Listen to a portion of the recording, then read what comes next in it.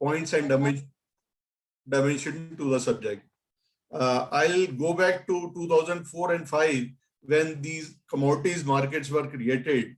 The very purpose of commodities market, future market, was to link the spot market and wider participation to everyone in the ecosystem, be it farmers, exporters, importers, processors, big consumers and traders. And one more point I want to bring it here, we are the largest consumer or producer of many commodities in India, but we are not the price determinant, but we take the prices from the other commodities. Why so? Because there are no electronic markets, so we have to depend on the future markets for prices. As Rishiji has just mentioned, the very purpose of commodities market is efficient price discovery and price risk management through hedging. So we, as the topic says, we need to deliberate and discuss again and again in future in the programs like this, whether the purpose of future market is achieved or not. So another point I want to bring it here, word over the spot markets are created and around that future markets are built. Whereas in India, we could build the future markets first and we are trying to link it with the spot markets. So, but the direction is right. I think we are going forward, we will have efficient markets and the very purpose of future markets will be delivered of this hedging and price discovery. Say I am from CPI and today we have different audience. So I'll just mention you about the CPI. We are the largest association of commodities market participants, and we do programs with the exchange MCX regularly to bring in value to our members and to the various value chain participants. So I'll not take much time. Our audience are, I think, eager to listen to our eminent speakers today. So thank you, Rishiji and MCX team for collaborating with CPI and IIT for this program. Thank you. Thank you, Mr. Wadhwa, for this special address. And without any further ado, I'll invite our eminent speakers from IIT Kharagpur. Actually, it is Vinod Gupta School of Management from IIT Kharagpur, Professor Prabina Rajiv and Professor Parama Badai. May we please have your presentation, following which we will have a short panel discussion. Professors, please.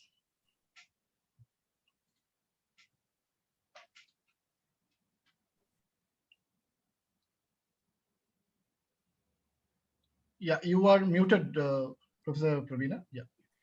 Thank you, Debajyoti, and thank you, Mr. Nathani and Mr. Wadhwa for nicely giving the introduction about India's commodity derivative market as well as the spot market. And I'll just give me a minute. I will share the PPT for today's presentation.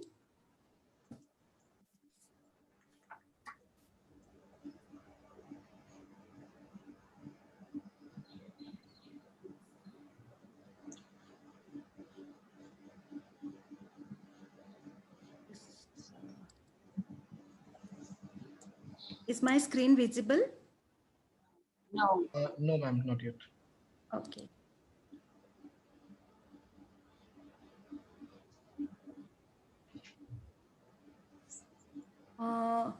Just a sec.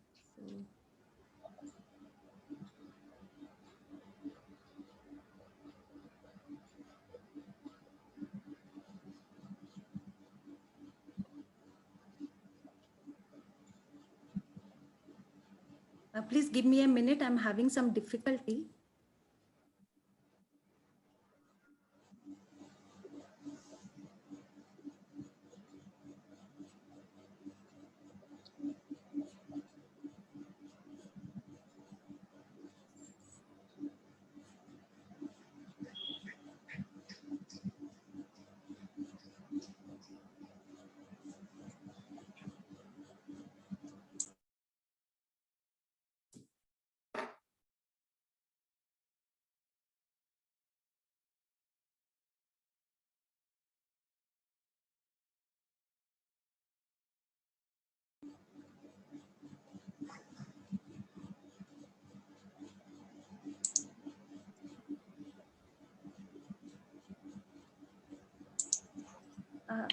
Is my screen visible?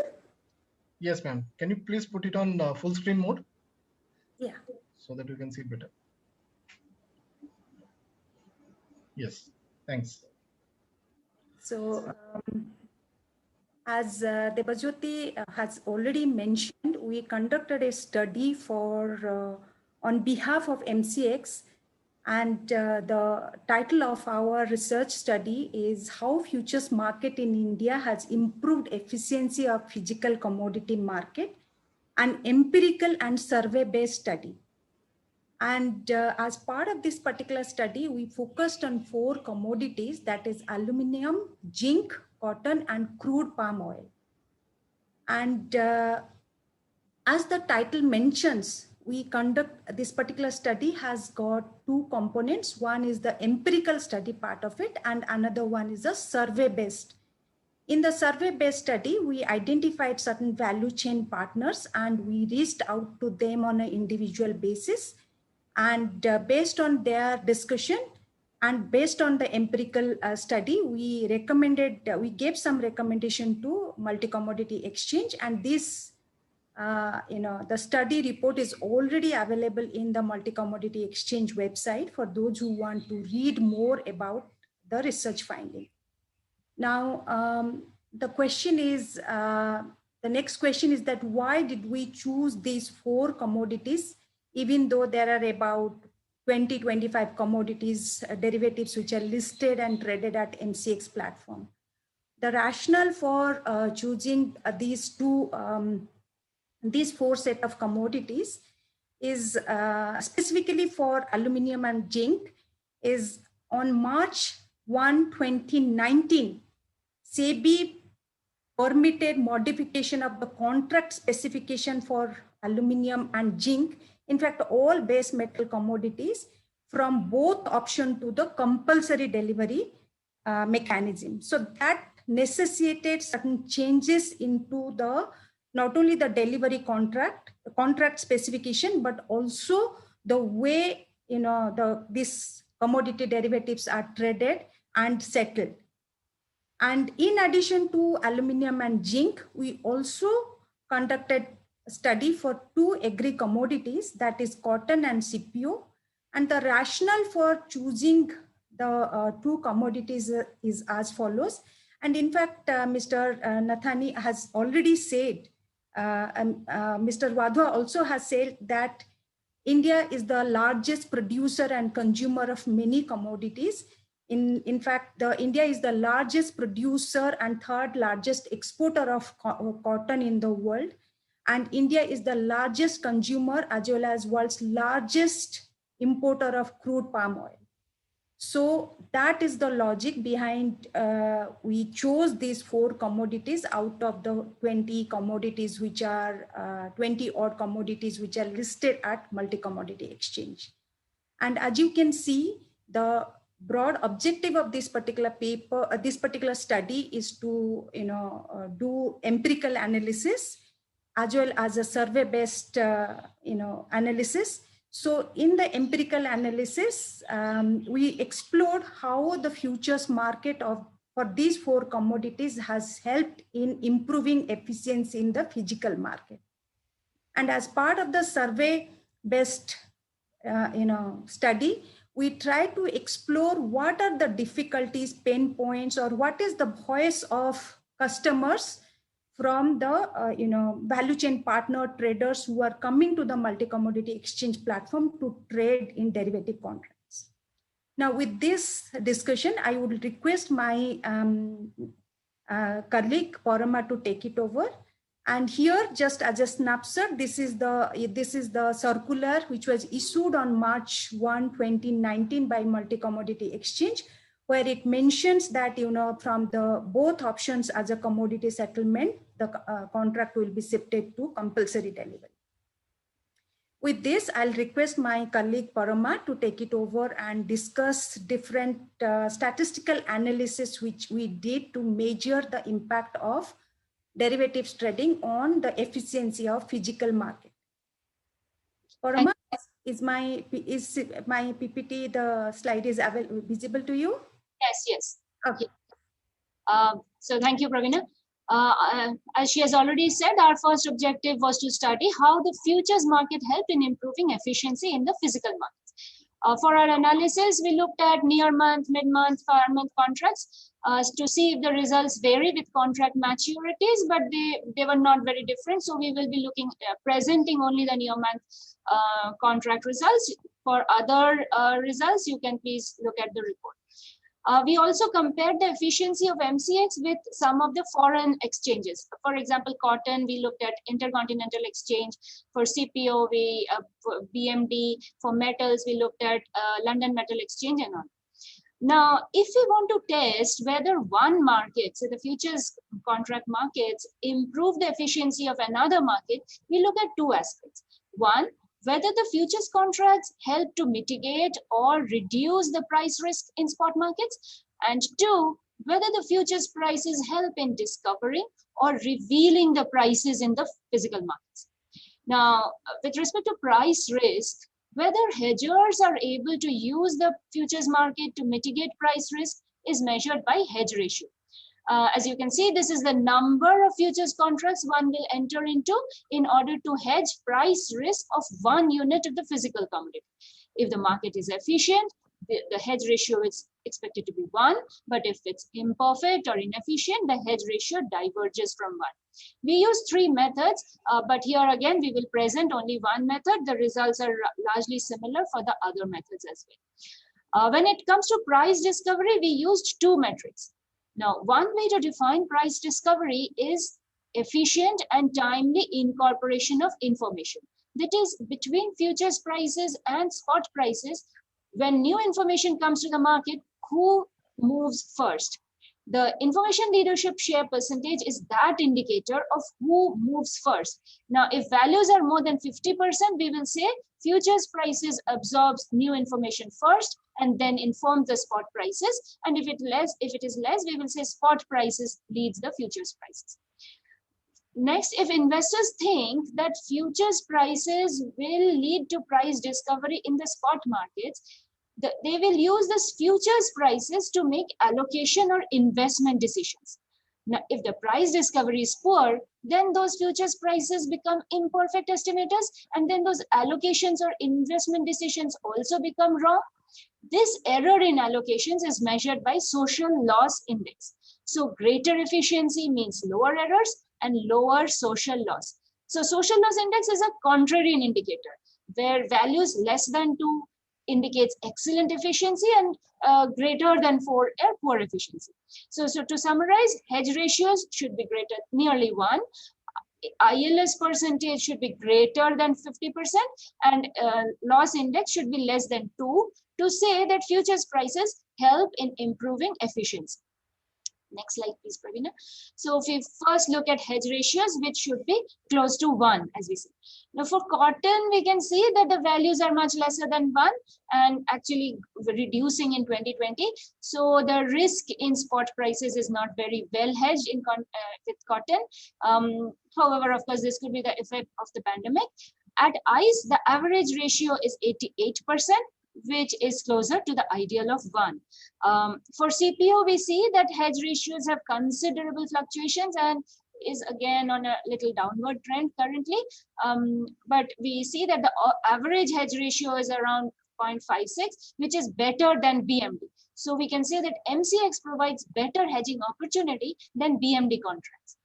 For aluminium, you will see a small break. That is because of that change that SEBI brought in, and so we had to train our models again with this data from 2019 March to 2020 March prices. And as a result, our results are only starting from April 2020 onwards.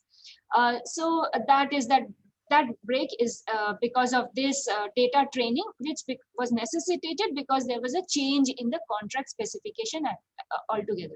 Now, again, and this is true for both aluminium and zinc.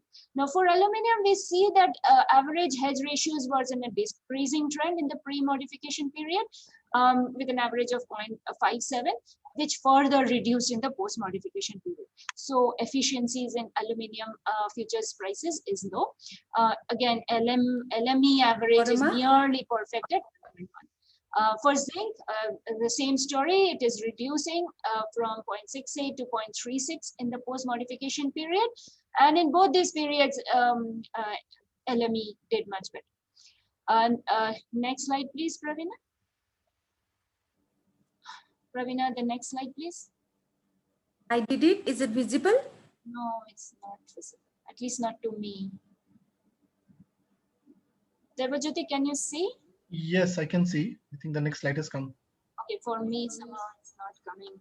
Can you go back and come again, Pravina ma'am? No, let her not. It's okay. I will. Is it? Yes. Now it's changing. Yeah. Is it? Yeah. Now I can see it. Thanks. So we now look at information leadership share percentage, which as we said, should be greater than 50% to show that futures prices absorb new information earlier than the spot prices. We see that ILS percent is largely greater than 50% in cotton, which is, if you look at the x-axis, it is largely greater than 50%, and it's mostly constant since 2018. Also, interestingly, MCX values are much better than ICE. I mean, the price discovery in MCX is much faster than what is happening with ICE contracts. For CPO, again, there is a very fluctuating trend in the speed of price discovery. MCX is slightly lower ILS percent than BMD, but then it's not very, very different. For aluminium, we can see that ILS percentage was less than 50% in the pre-modification period, but it has been increasing, and in the post-modification period, it has crossed 50%. So currently, when a new information arrives, futures prices move first, and then the spot prices get impacted by the futures prices. So aluminum contracts are doing better in terms of price discovery after the modification. Corresponding LME averages are less than 50%, which is not very good for them. For zinc, again, we have a similar story. Post-modification, price discovery has become much better at 62%, and LME is trading much behind. So we can say that price discovery is happening very well for the metal commodities at MCX. Pravina, last slide, please. Next slide, please. We now look at the social loss index, which, as we said, is a contrarian indicator. That is, smaller values indicate higher efficiencies. So less than 4 is good, less than 2 is excellent. For cotton, however, the values are largely greater than 6. Not very good, indicates poor price discovery, but values are improving. As in, since this SLI is falling, efficiencies can be said to be improving since 2017. However, we will see that ICE is slightly better with less than 4 on average. Less than 4 is good, as I said. For CPO, again, SLI is on an increasing trend, indicating efficiency, reduction. And again, MCX values are higher, showing that MCX is not doing as well as BMD in terms of losses. They are giving larger losses when somebody makes investment decisions using the futures contracts. For aluminium, again, we find very good values. Post-modification average index value is 1.66, which is, as I said, less than 2 is supposed to be excellent, which is a large drop from the pre-modification average of 12.3. So efficiency has really improved for aluminium contracts. In contrast, LME values are at 11.1%, indicating that their prices are not very good predictors of the spot prices. For zinc, again, same story. Values have gone down significantly, means efficiencies has improved largely, and LME contracts are again higher than 4, not that good. Next slide, please, Ravina. Yeah, so to summarize, we find that for cotton and CPO, hedge ratios, that is ability to mitigate the price risk, is low. And they aid in price discovery only to a modest degree. And also we have some catching up to do with our foreign counterparts. Obviously, it's fine because they are more established exchanges. For metals, however, we find mixed results. Hedge ratio shows lower efficiencies, and underperform the LME, but the price discoveries are much better, have really improved in the post modification period. That is, MCX futures prices are absorbing new information very fast, much faster than the spot prices. Definitely they are much better than LME. Social loss index also suggests that there is, if investors follow the futures prices, they will not have much loss. The price discovery of the futures prices for the spot prices is very good, and they can make their investment allocation decisions based on the futures prices itself, and so the prices are efficient, and so they result in lower welfare losses than we are much better in terms of price discovery corresponding to the our foreign counterpart, which is LME. Yeah, Praveena, over to you. Thank you, Parama. So let me take the next part. So in addition to the hedge ratio, social loss index, and information leadership share, we also analyzed how the trading volume, open interest, scalping index, etc. are changing for aluminum and zinc before the contract modification and after the contract modification. So these are a lot of numbers, so I don't want to go into much of a detail. So here only one very important thing which I would like to point out here is that for both commodities, post-modification period, the market has become severely backwarded. So when I'm saying severely backwarded means the spot price is more than the futures price. And if you can see in the pre-modification period, the percentage of backwardation dates were 34%. Post-modification, the backwardation dates are 86% in aluminum. And you can compare the similar statistics for the LME. Of course, LME did not have any contract modification, but just to make a comparison, we have segregated the time period as per the contract modification of MCX. So you can see 20% pre-modification, there was 20% where it was 34% in MCX. And post-modification, it is 7% vis-a-vis 86%. So you can pretty well see that the market has become backwarded. And in fact, the same trend is visible in zinc, where the market has become almost 88% of the day's market has remained backwarded. Now, there are other things also. Similar analysis, we also did it for cotton. Of course, cotton and CPO did not have any contract specification change per se. So that's why we do not have this pre and post. So we compared the different performance parameter of MCX with vis-a-vis ICE for cotton and MCX CPO contract for BMD, Bursa Malaysia CPO contract. And similarly, if you can see, the backwardation days are much more at MCX for both commodities, though it is not so pronounced like aluminum and zinc, but nevertheless, this is higher than the number of days of backwardation is higher at MCX for both cotton as well as zinc. We also did some other, other analysis such as algo trading and all, how the algo trading, monthly average algo trading is changing. So, that's almost has remained unchanged for MCX. Zinc, temporarily it went down and it has catched up before the modification. And there is a little bit of decline in algo trading in cotton, a little bit of increase in algo trading in CPO. So also another aspect we analyzed that post modification, what is the extent of delivery happening at MCX platform. So you can see 29th April onwards, it started moderately, the aluminum contract delivery, it increased up to a significant amount in 2019 October, and it has fallen. Of course, whenever we are showing this declining trend, a great part of all these activities are coinciding with the COVID period. So, all these charts or graphs has to be treated with caution because we don't know whether this is there is definitely some impact of COVID on these charts and figures.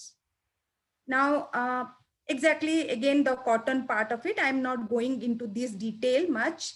Now, coming to another very interesting aspect which we have, we could get to see is the slowly and steadily financial institutions have started entering into commodity derivatives market. This is the aluminum contracts traded. If you can see May 20, June 20, July 20 onwards, this is not a very, very significant, number. So this table represents basically open interest percentage. So though this is not a very, very significant number, but still it gives a lot of hope and optimism that the financial institutions have started entering into commodity derivatives market, and this this argues well for India's commodity derivative market. And the way we previous slide we showed this aluminum had financial institution presence. Similarly for zinc, CPO and cotton, there is financial institutions have started entering. CPO has the lowest percentage as compared to aluminum, zinc and cotton. Now, coming to the second part of the study, where we interacted with various stakeholders to understand what is their views about MCX trading platform, what they want multi-commodity exchange to do. So basically to understand the voice of customers. And we had one-to-one meeting ranging 1 hour to 1.5 hours. And this particular slide shows the number of people persons we interacted for different commodities. So you have 5 members for aluminum and zinc, 8 members for cotton, 7 members for crude palm oil, and 1 mutual fund manager. And these 1.5 hour of Zoom call discussion was loosely hovering around these 2 major questions: whether they are finding any difficulty in trading and trade settlement when they are entering derivative contract at MCX. And a very recurrent theme emerged, and which was also clearly obvious from the data analysis, that what we wanted to take their point of view, what needs to be done to make the market more liquid. So coming back to the first question, in fact, almost all of them said that they do not have any difficulty whatsoever in terms of trade, post-trading settlement, mark-to-market money, payment and all that. Those are quite seamless and smoothly happening. But what they repeatedly pointed out is the lack of liquidity in almost all contracts. So coming another 5 to 7 minutes, I will take you through the major salient points of emanating from these discussions, commodity wise. Even if, also one thing I would like to mention here, even if we are saying commodity wise, many of the recommendations or suggestions or many of the viewpoints will equally be applicable for other commodities. So with respect to aluminum and zinc, most of these participants said that MCX price reflects the duty paid price and hence provides a better hedge opportunity for domestic consumers. And please note that they were only talking about domestic consumers, and we were, because of certain, issues, they did not focus much on the producer part of it, aluminum and zinc producer part of it. That we will come later, why they did not focus on aluminum and zinc producers. And when we ask them that derivative exchanges are primarily for price discovery and price risk mitigation, and they're not supposed to be a platform for delivery. Now that contracts have, contracts have been shifted from both option where there was practically no delivery to now the delivery-based contract. Should it be done, whether it is good for the market or not? So most of them have expressed their views that yes, delivery-based contract is warranted at a relatively nascent stage of India's market. And whenever contracts are delivered, it brings a spot and futures convergence much better, brings much more efficiency. So almost all of them were of opinion that yes, delivery-based contracts has done a world of good to the commodity derivative contracts.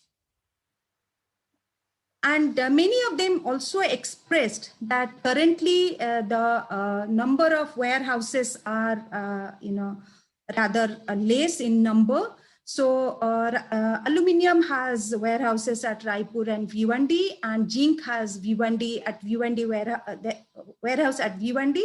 And they mentioned that with more warehouses, the freight cost will be lesser, because in India, carrying goods from one part of India to another part can be quite an expensive proposition. So if they have more warehouses at different locations, so the cost of freight will be lesser. And also when we ask them that if a particular trader gets allocated commodities in a warehouse which is not the preferred choice or preferred location of that trader, what will they do? Some of them said that yes, it may happen, but over the time there will be a system will develop where people, these traders will start trading the warehouse receipt and exchange the ownership of the goods and transfer the goods to or collect the goods from the preferred location. And on the question of multiple warehouses, of course, the issue related to GST registration in multiple states were discussed, and also the problem of fungibility between IGST and SGST were also major concerns which were raised by these, these traders. Now coming to other parts of the discussion, reduction in tick size. Many of them have said that the current 5 paisa tick size is a little expensive. It can be reduced to 1 paisa per kg.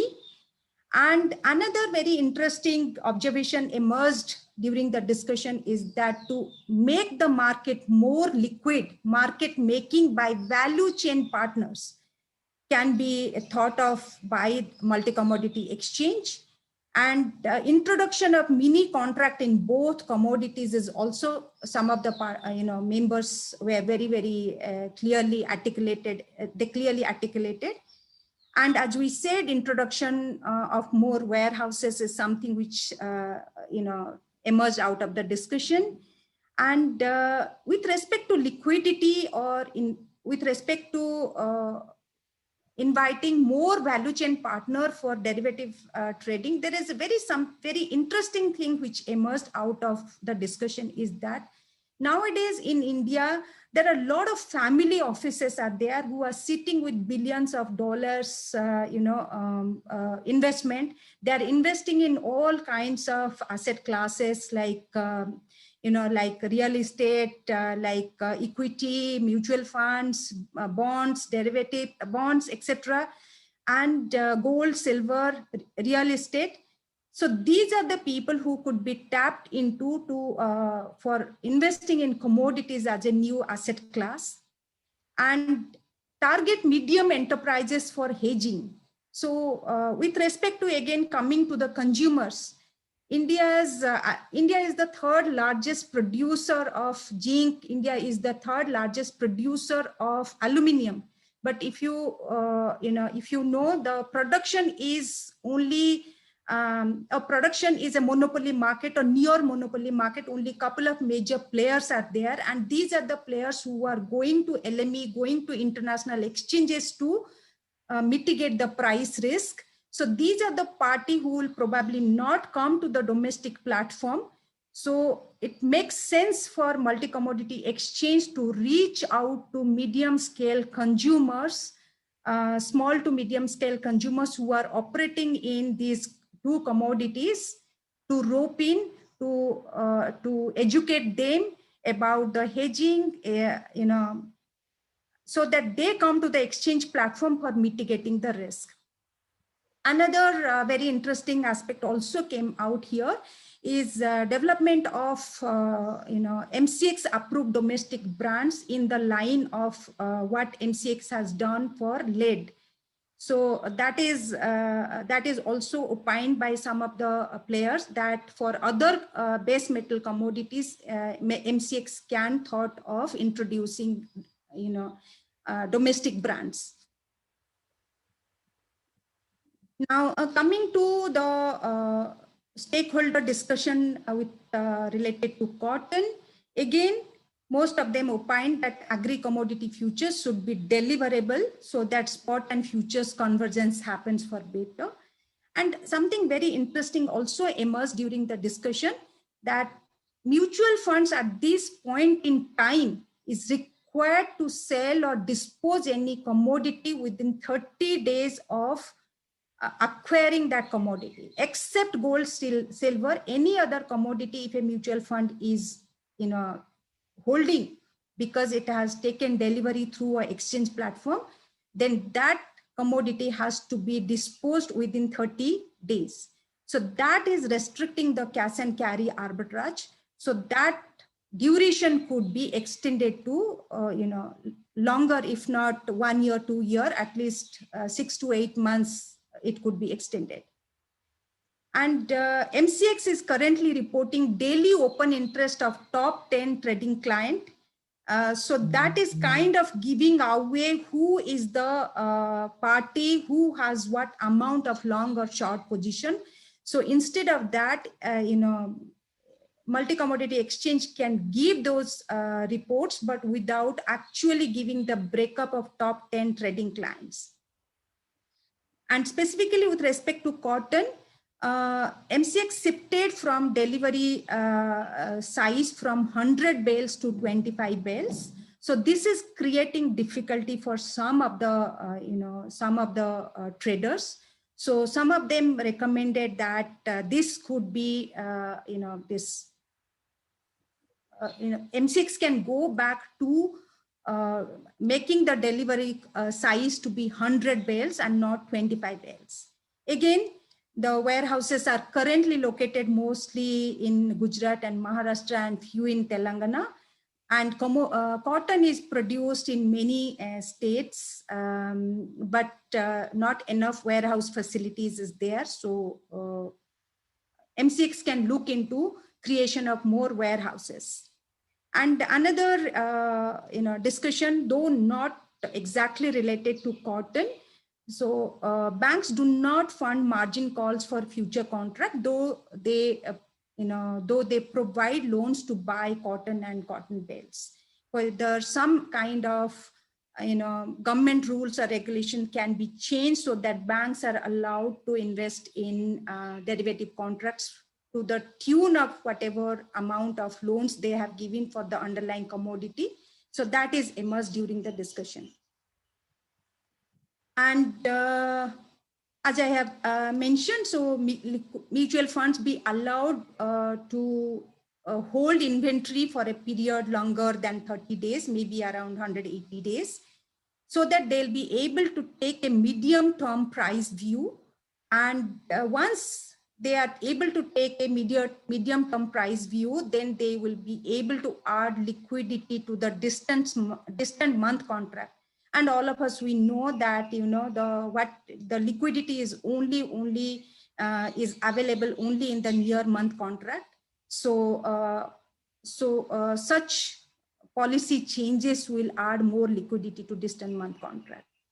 As I have already mentioned, increasing the trading and delivery size to 100 bales and reducing the tick size from rupees 10 to rupees 1. and changing the format for top 10 client on buy side and sell side, that is very clearly mentioned, and more warehouses in Punjab and Haryana, which are other major, producing cotton producing states. And during the discussion, which, another very interesting thing emerged is that it is the cotton traders who should be, invited, or who should be motivated to come to the exchange platform to hedge price risk. So these are the traders who have a lot of money. They buy, cotton from multiple farmers. They buy cotton bales from multiple ginners, and they have the economies of scale. They hold the cotton for a long period of time, and they have probably the capacity to pay margin money. And so these are the, as a market, new initiative, MCX can look into designing specialized training programs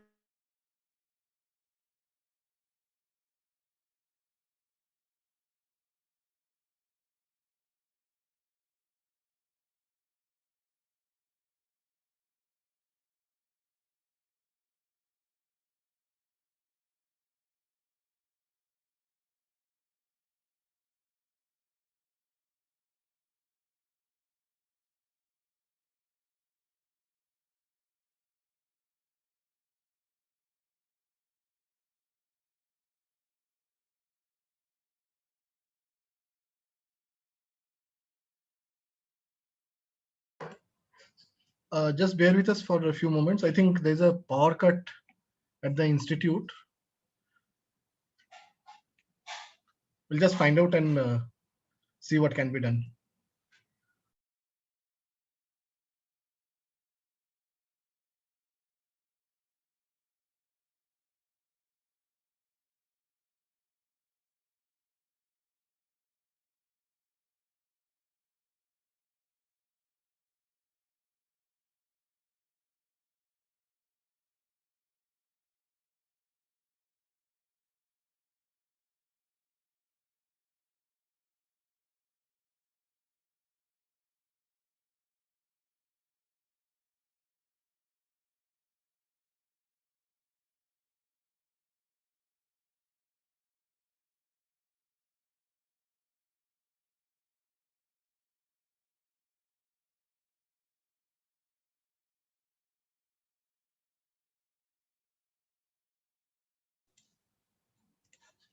Yeah, Professor just sent a message. There's a power cut actually, as we suspected.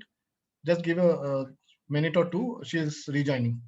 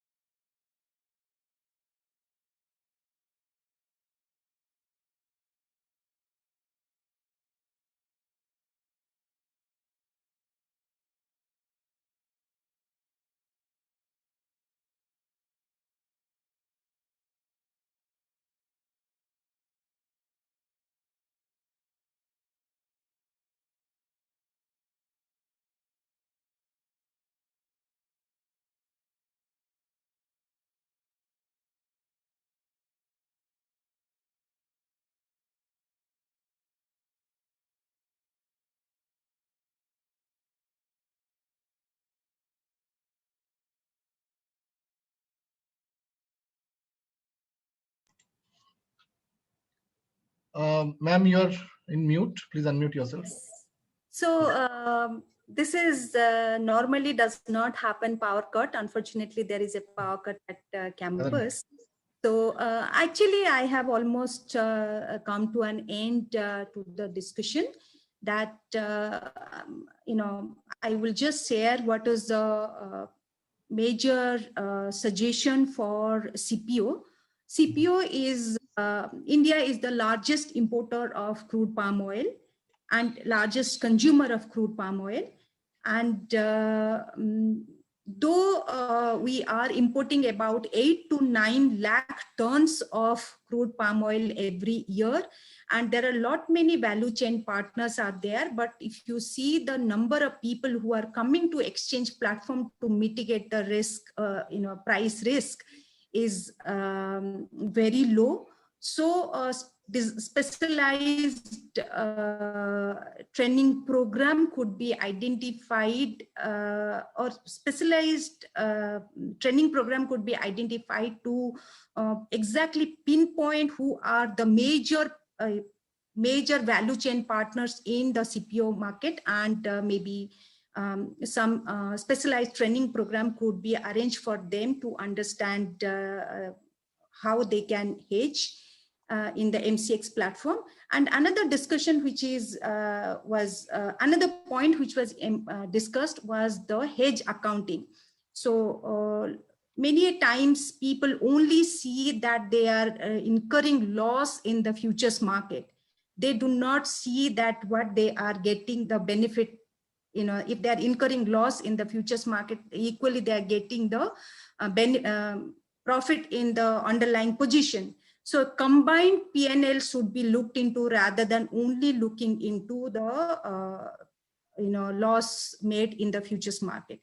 So investors awareness program for specialized investors awareness program to be designed by multi-commodity exchange to identify niche players in these four categories of commodities, and specialized training program can be designed for them.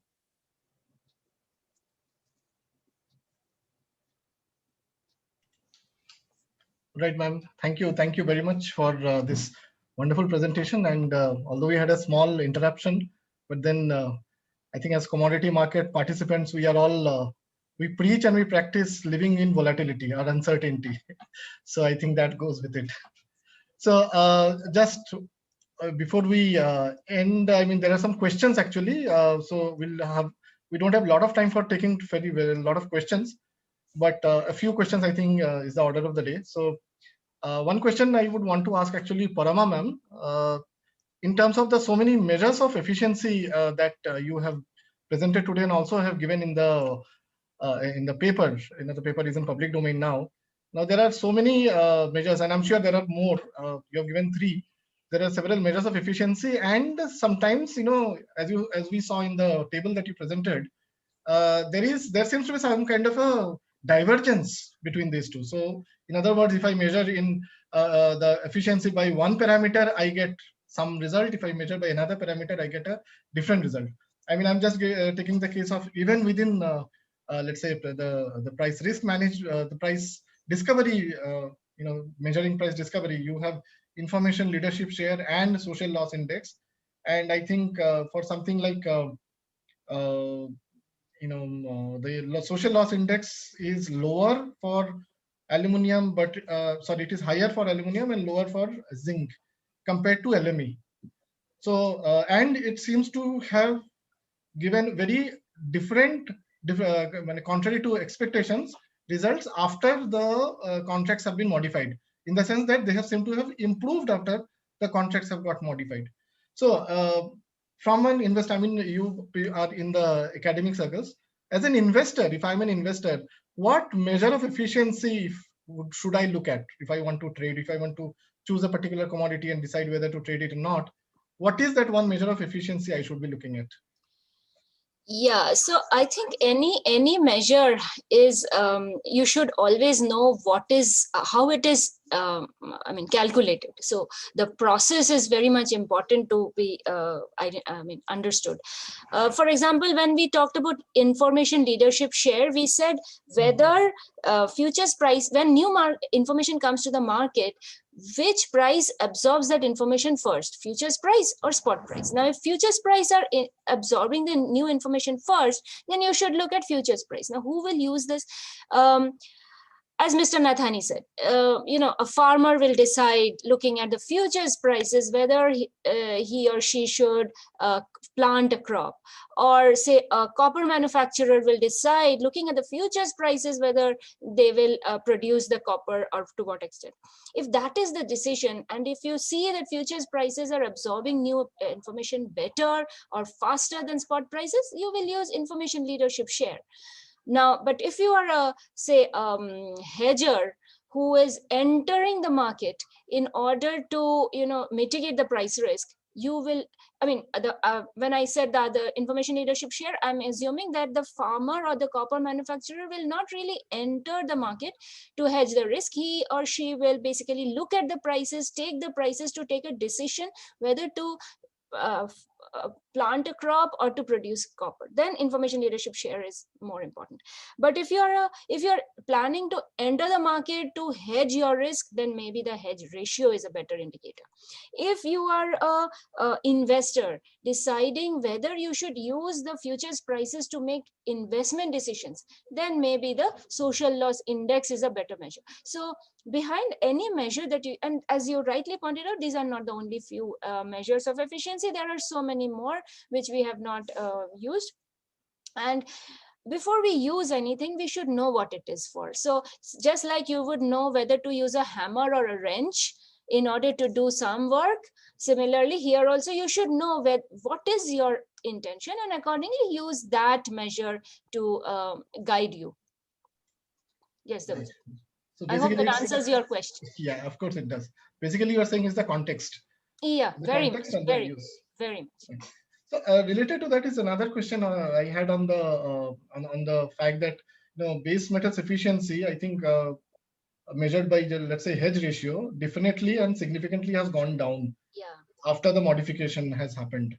So what's your sense about the reasons, the primary factors that could have led to this hedge ratio going down? So Debajyoti, we didn't really look at the factors. So offhand, we should not comment on what factors, because of some gut feeling that we have, and because many times you all may be very, very experienced with these, so you will have a very what should I say, a very developed gut feeling kind of a thing, whereas we are more data analysts. We look at the data to take decisions.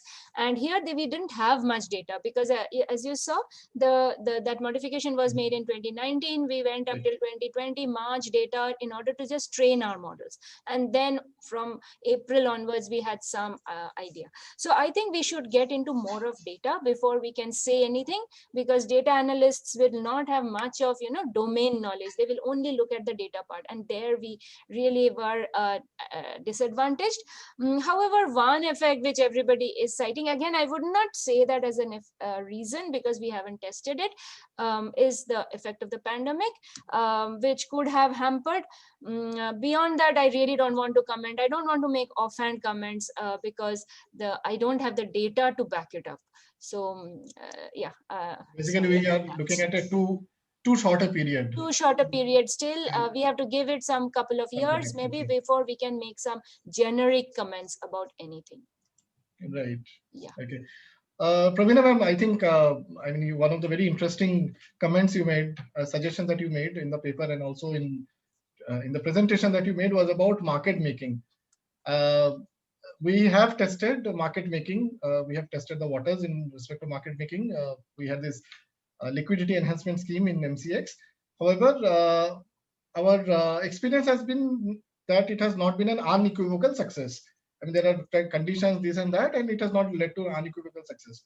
Now, very interestingly, in your presentation, you have said that the market making could be done by physical market participants, the physical traders, rather than brokers, members, etc. So, how do you think that will help in a situation where normally market making is not very successful in the Indian context? How do you think the market making by physical market participants will help? Okay, coming to the MCX experience, as I understand, the first market making exercise was done only for 6 months. So maybe the same market making exercise have been done longer, probably, the result could have been different. Now, having said that, also the thought process behind asking or suggesting that a value chain partner who will be able to do market making, see, they are already in that commodity business. They know the in and out of this particular business. They may be coming to the exchange platform to hedge, and this will be an added revenue source for them in the similar line of business. We are not asking them to do something which they are not knowing. They know that commodity, they know the underlying market much better than anyone else. And here also we are not talking about listed companies. They have their own regulatory requirement whether they can enter into market making as a business, because their articles of association and all that has already been set. What here we are talking about, medium to large private unlisted company who are operating in this business, and they could be enticed through appropriate financial incentive to come and trade, act as a market making unit. Okay, so basically what you are saying is that they would bring in, they have their own incentive structure, and they would bring in some more information that the brokers currently were probably not bringing in. Yes, brokers would probably look into only the financial benefit of it. Okay, right. Okay, ma'am, one common statement that we hear every time, and I think today also you have made that, is about lack of liquidity. I think everybody who you interacted with have talked about this fact. It is a fact of life for the commodity markets stakeholders that there is less liquidity, particularly in the contracts other than the near month contracts. So given your interactions with so many stakeholders, what's your sense? How, if you could identify one or two things that the exchange or the regulator could do in order to break this juggernaut, in order to bring in liquidity in the let's say the next and the 4 month contracts particularly, because everybody seems to be knowing the problem, nobody seems to be knowing what to do with that. In fact, Mr. Wadhwa very clearly, very nicely pointed out that India is geographically diverse, language, our markets are so fragmented, spot markets are so fragmented, we don't have digitization. So the responsibility of developing spot market is lying with the derivative markets. In other countries, this is not the case. In other countries, they have a fairly standard spot market, and derivative market gets built on the already existing spot market. But here, commodity exchanges are not only promoting, a product which not many people understand well, they also have the added responsibility of developing the spot market. So in my view, there are many things regulator need to do to support this commodity derivatives market. And if you, as an academician, I have a freedom, I can share my wish list with you. And the first wish list is abolition of CTT. Complete abolition of CTT, because a market needs to grow. Even a parent gives 20-year, 25-year time to a kid before a parent can think of that the kid will be able to pay financially support. So CTT, abolition of CTT has to, is a very, very strong, I will very strongly, say that. And the second, second thing which in my view is that the banks have been restricted not to invest in commodity derivatives. So some kind of a policy guidelines with some restriction, of course, with some restriction, banks should be allowed to enter into commodity derivatives. And the third one, which I feel that right now everybody is talking about commodity super cycle. All metal mining companies' share prices have gone up like anything. This is the time probably mutual fund companies, if they would have already started some mutual funds with commodities as a significant component, every retail investor should have been able to benefit from this commodity super cycle. Now, what I understand from the interaction with the, mutual fund manager, that they are getting hamstrung by that 30 days restriction. So that whenever they are buying, they are taking position of any physical commodity except gold, silver, they have to sell off that commodity within 30 days. So my question is that if if a mutual fund is holding any base metal commodity, let's say, commodity which is produced globally, commodity which is consumed globally, India is a major mega producer. There is never a dearth of that commodity availability in India. Why that restriction should be there for mutual funds to, sell that commodity within 30 days? They should be allowed to hold on. It's up to them. And see, it is never that, India is a surplus in zinc. India is surplus in aluminium. India produces about 4.1 million tons of aluminium. India's consumption, including the import, is about 3.6 million tons. So where is the question of, that commodity is in short supply, and if mutual funds are going to hold this commodity, it will create a situation of, short supply in the economy. So that should not be done. So the market should be allowed to, flourish. Nobody is saying that it should be unhindered, anything they can do. But I think that lot many things need to be done from a regulator point of view to make the market much more vibrant. Right, ma'am. Thank you for for your passionate recommendation. I think I could see everybody, all of us could sense that you are making these recommendations, not just recommendation. I think you are advocating for these kind of reforms, CTT removal, banks to be allowed, and some more reforms in the for allowing institutional participation.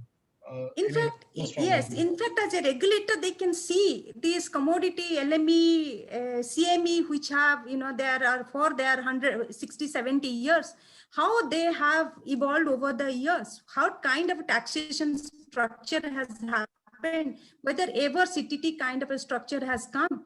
Everybody, every participant in a crying horse that CTT is, has impacted the commodity derivative market. And I don't know what is the extent of taxation the government of India is earning.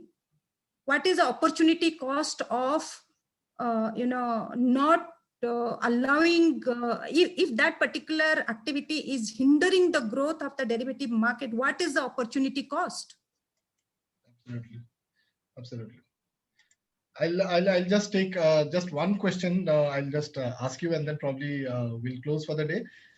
So you have kind of very nicely summarized what the regulator and the policymakers need to do in order to bring in liquidity, bring in much more development and growth in the commodity markets. If I were to ask from the exchange side for MCX, what would you say? One or two recommendations, strong recommendations, you would say, or you would want to make? See, as very right, inviting more value or attracting more value chain partners by designing very niche programs, identifying pockets of value chain partner who would be interested, educating them, and commodity wise, you can identify specific commodity wise that these are the set of, these are the set of organizations which could be targeted, and more investor awareness program could be done. And as again, during the discussion which has emerged, lot of family offices right now in India, we have about 180 family offices. Edelweiss has brought in a document which lists these 180 family offices and what kind of a portfolio they are investing. In fact, I can name the Burman family office. It has a total investment portfolio of $8 billion. The Dabur group of Burman family, you have Catamaran investment of Mr. Narayan Murthy, you have all kinds of, wealthy family.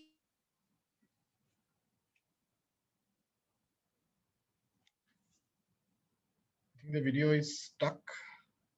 There must be some bandwidth issue.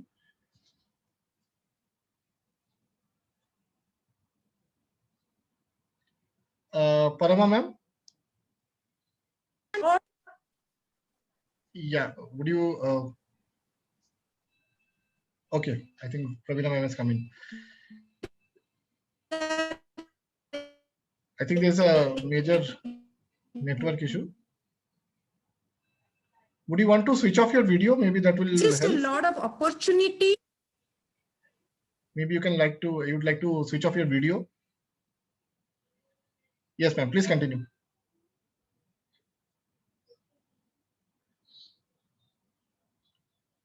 You are on mute, ma'am. Yeah. I'm so sorry. Yeah, so these are another avenue which multi-commodity exchange can look into to reach out to these family offices and create a awareness program for investing in commodities. And finally, also another recommendation which we would like to give that this IGST and SGST rationalization, which already Mr. Narinder Wadhwa has already probably has spoken to Ms. Nirmala Sitharaman ma'am, which is already there in one of the newspaper report I read. So if that could also be rationalized, so you can have more number of warehouses and you can have more value chain partner coming to the exchange platform for taking delivery and giving delivery. Sure. Thank you, man. Thanks for this wonderful presentation, wonderful exposition, and of course, this discussion that we had after this, the last 15 minutes of discussion that we had was really wonderful. Parama ma'am, if you are there, I would also want to thank you and the entire team. Yeah, I think Parama, there is a power cut. Somehow I have the inverter, so that's why. Actually, in Kharagpur, power does not go, and it is something really, really, risk. We are talking about risk, and we are able to see that in unfolding ourselves in our eyes in a real life. Yes. So thank you, all of you, and the team, your team. Who has been helping you in IIT Kharagpur, and this was wonderful, really. We look forward to more opportunities to interact with you, and probably if Narinder sir, permits us, maybe sometime in the near future we can have another session on some other topic relating to commodity markets. So thank you, and before I end, I also want to thank CPI on behalf of MCX. I'm thanking CPI for, particularly Mr. Wadhwa, for this. For all the support for this joint program we are having, and we look forward for more opportunities to hold such sessions, such knowledge sharing sessions. So Wadhwa sir, shall we call it a day? Yeah, Devjit, I just would like to thank the team at IIT Kharagpur. I mean, it's a wonderful paper you have put in, and lot of suggestion what we are chasing to the government, SEBI regulator, and exchanges, and in the various support committees. These are the all suggestions we are, we have compiled. Whatever you have mentioned today, a really great insight. Thank you very much. Thanks, sir. Thank you, Debajyoti, and thank you, Mr. Wadhwa and Mr. Nathani and CPI for giving this opportunity to interact with all of you. And we are also thankful, extremely thankful to Multi-Commodity Exchange for providing us the facility and long hours of discussion, deliberation with Debajyoti. In fact, let me acknowledge a lot of value chain partners whose addresses, whom we spoke, was facilitated by Debajyoti. He provided us those addresses. Some of also we collected on our own. So it has been a really, really wonderful experience learning, reading, and interacting with the team from MCX. Thank you. Yeah, before we closed on this program, just a word to all the participants here. Thank you all for joining. And this paper, the research paper on basis of which the presentation was made today, it's uploaded on our website. So please go to our website. In the education tab, there is a report section where you will find all these research papers, including the one on which today's presentation was made. And there are several other research papers also. So I can just quickly give it a link in the chat box in case some of them are interested. Please do that. In case of any query or any clarification, please don't hesitate to drop us an email at research@mcxindia.com. So any query on this paper or any paper, please feel free to drop us an email at research@mcxindia.com. And Praveena ma'am has already given the link to the website. So thank you all, and see you in another session, possibly in the not so far future. With another research study possibly. And till then, all of you are most welcome to give your comments and what you felt about the research findings of this research and other research also, which is on the website. Thank you, and have a great weekend.